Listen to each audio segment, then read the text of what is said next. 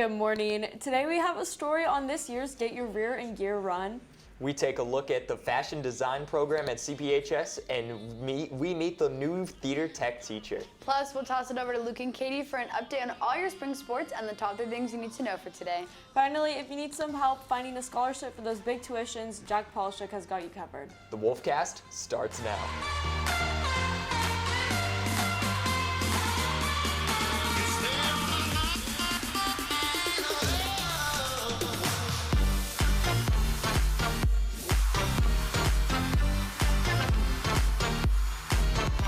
Registration is open for this year's Get Your Rear in Gear Colon Cancer Walk. This event has some close CP ties with the celebs forming a team in honor of their former dance director, Stacey Danielson. CPHS News reporter Justin Bohr has more. This year, it's back and it hopes to raise money for various colon cancer research and treatments.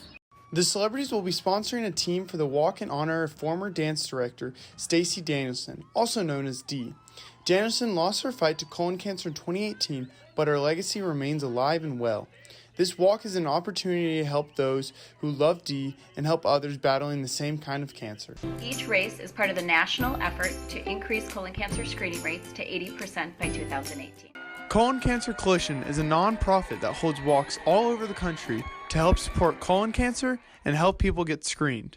In 2017 alone, we granted over $1 million to local communities across the country that will work on early prevention and detection and saving lives. You can sign up and participate in the event or just go to coloncancercoalition.org and donate to this great cause and help the celebrities get to their goal of $1,000. The walk is May 22nd. Registration is open now. Make sure to join the Stacey Danielson Strong Team.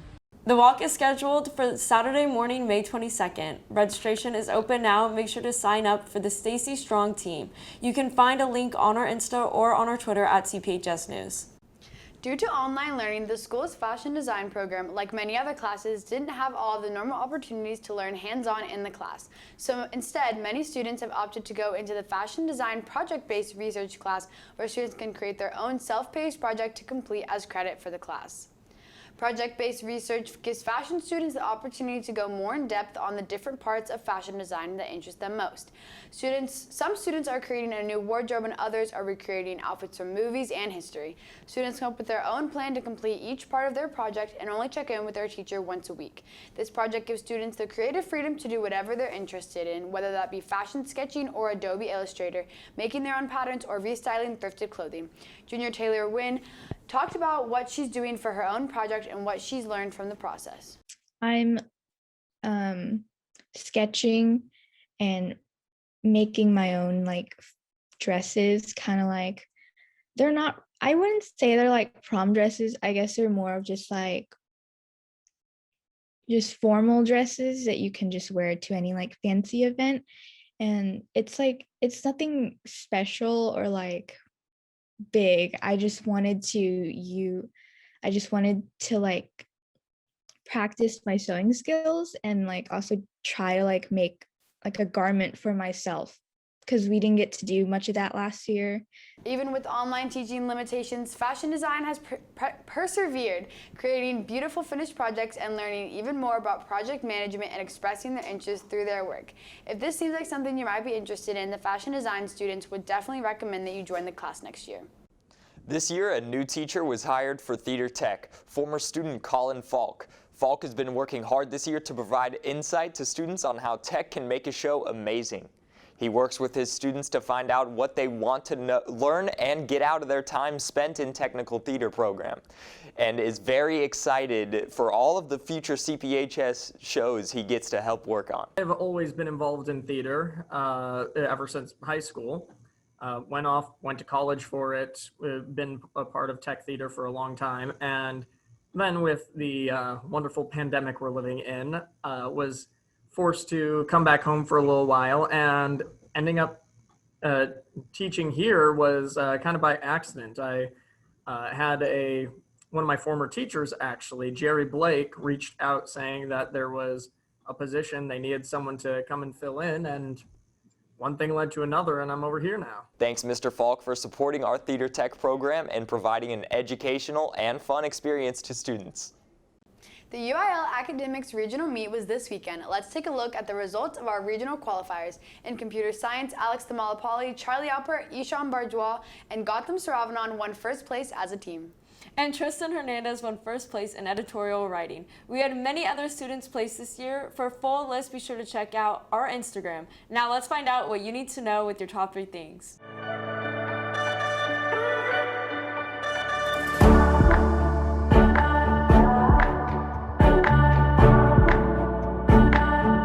Good morning, Cedar Park High School. My name is Katie Smith, and here are your top 3 things for today.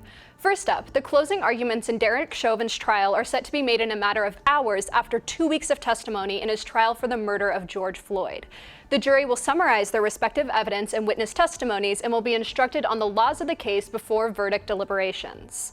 Next, former Travis County Sheriff's Office Detective Stephen Boderick is the main suspect of Northwest Austin shooting that took place yesterday and left 3 people dead.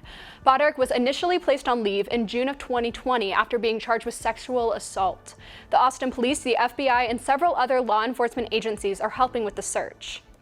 Lastly, celebrity chef Guy Fieri, known for his shows such as Guy's Grocery Games and Diners, Drive-Ins, and Dives, has raised nearly $25 million for restaurant staff facing financial struggles due to the pandemic. There have been 15,000 individual donations made to the fund, and so far more than 43,000 restaurant employees have received $500 grants. Well, that's all I have for you guys today with CPHS News. I'm Katie Smith. Back to y'all at the desk. Thank you, Katie. Yeah, I was actually going to go to Trader Joe's this weekend. Glad I didn't. Yeah, Oh I mean, Abby, this all took place right by the Arboretum, so it's probably for the best you didn't.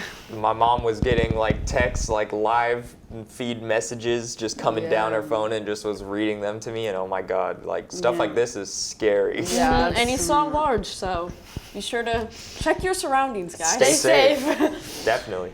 It's been a busy week for CPHS Sports. Luke Johnson and Katie Whitmarsh join us now for more. Hello, CPHS, and welcome back to the Wolfcast Sports Report. I'm Luke Johnson. And I'm Katie Whitmarsh. Last week, our baseball team traveled to Leander but came home empty-handed with a tragic loss, 5-3. But keep your heads up because they will be back Friday and will travel to Eastview. Seeing as how the Patriots are on a 5-game losing streak, I like our chances at getting back in the winning column.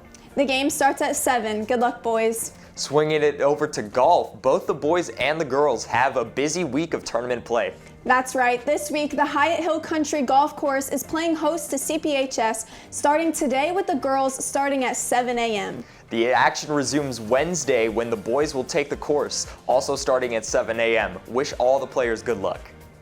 And now the varsity wrestling team here at CPHS is officially state-bound. This year has been riddled with championship runs, and I'm all for it, and glad the season is not over. Absolutely. The tournament will be held at the Berry Center in Cypress, Texas on Friday. You won't want to miss it. That's all we have for you today with CPHS News. I'm Luke Johnson. And I'm Katie Whitmarsh. Thanks, Luke and Katie. Deadlines are approaching fast. Seniors, don't miss out on your chance to apply for this week's scholarship. Thanks, y'all. Are you talented or interested in visual or creative arts? Then the Dolphin Gallery Scholarship for the Visual and Creative Arts might be for you. Students are required to plan on enrolling in college next year with an arts major or a minor. Students must submit a piece of art relating to modern culture. For more information and to visit goingmary.com and search for the scholarship. If this scholarship isn't the one you're looking for, don't worry. We'll be back next week with a new opportunity.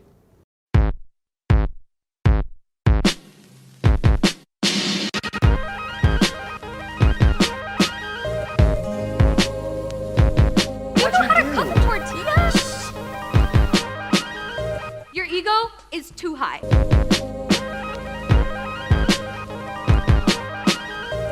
You're just Second too of short. all- You can't even see my ego.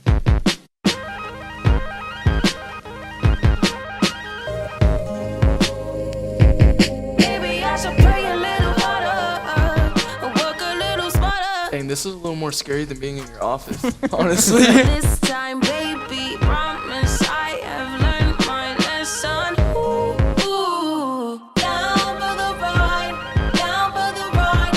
Take me anywhere. Down for the ride, down for the ride.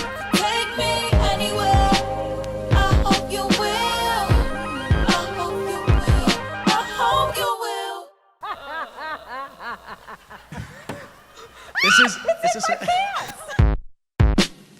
you, Jack. That's all you have for today. Make sure you're keeping up with all of our content, so head over to our YouTube at CPHS News. You can also follow at CPHS_sports for more updates. Join us Wednesday for a new edition of the Pack Chat and a host of Health Minute. Thanks for taking time to join us this morning. With CPHS News, I'm Luke Johnson. I'm Abby Martinez. And I'm Ella Neal. Remember to make it a great day or not, the choice is yours.